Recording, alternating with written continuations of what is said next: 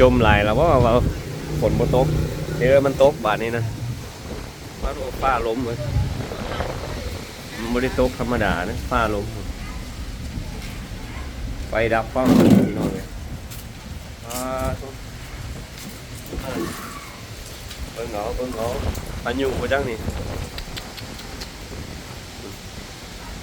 เอาคุณนะ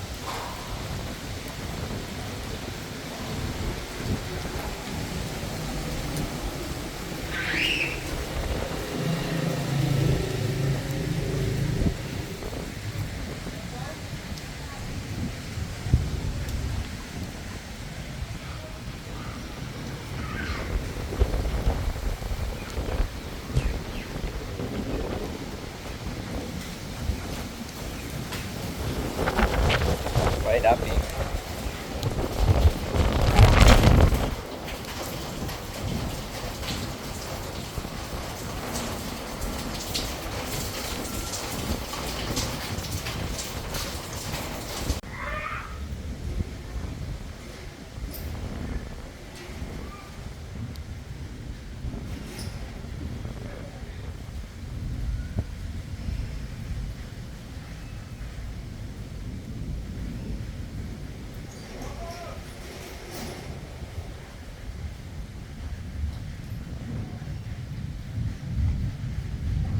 ฟ้าลมฝนตกพี่น้องพายุเข้าหลังจากที่ฮ้อนมาหลายเดือน42องศานครหลวงเวียงจันทน์มื้อนี้